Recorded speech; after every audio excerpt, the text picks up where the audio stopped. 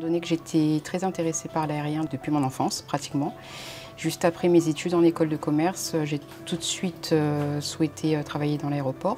Et donc là, j'ai travaillé pour notre compagnie nationale à JFK et j'ai commencé mon expérience en tant qu'agent d'escale. À la suite de ça, mon souhait c'était plutôt de faire de la préparation des vols. Donc j'ai fait ma formation à l'ESMA. Cette formation préparait au métier d'agent d'opération et de technicien d'agent de trafic. Donc j'ai exercé tout d'abord le métier d'agent de trafic pendant près de 5 ans à l'aéroport de Roissy, CDG. Et puis aussi à CDG, j'ai travaillé pour une compagnie aérienne, XL Airways, où j'étais auditeur qualité. Et ensuite, j'ai eu une belle opportunité qui était enfin de pouvoir rentrer à La Réunion, puisque mon souhait c'était quand même de rentrer à La Réunion étant native d'ici. Donc c'était chez Samsic à l'aéroport de La Réunion, Roland-Garros. Et puis j'ai eu l'appel et l'entretien d'Air Austral pour le métier d'agent d'opération aérienne que je souhaitais depuis déjà des années. Et donc c'était enfin l'opportunité d'intégrer ce service et maintenant j'y suis depuis 1 an. Alors d'une part, c'est notre compagnie locale qu'on chérit, qui est dans notre cœur. C'est tout simplement une reconnaissance, en fait, en quelque sorte. Je pense de mon travail qui a été effectué précédemment, de mon expérience, que de reconnaître en fait mes compétences et de pouvoir les mettre maintenant, aujourd'hui, en pratique pour Air Austral.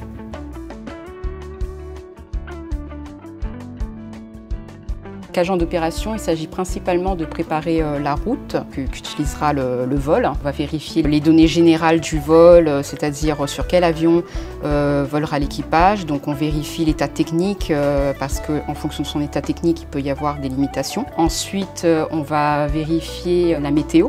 C'est un point très important puisque en fait, en fonction le vol doit toujours voler à 60 minutes d'un terrain. Déjà, il faut que chacun de ces terrains soit adéquat. Et ensuite, on doit aussi vérifier l'accessibilité. Donc voilà, on vérifie ces paramètres qui est route en fonction des conditions. En général, on essaie d'établir un plan de vol optimal. On va réduire le carburant du mieux qu'on peut.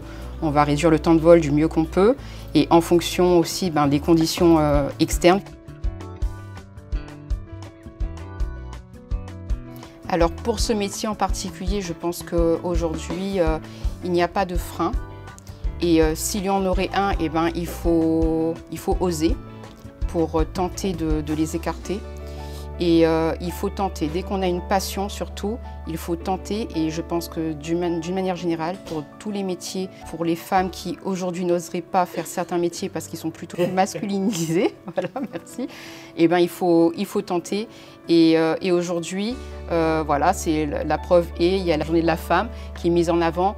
On met au fur et à mesure des moyens légaux, réglementaires, pour permettre à certaines femmes d'accéder à certains métiers. Air Austral, vous serez toujours au cœur de notre compagnie.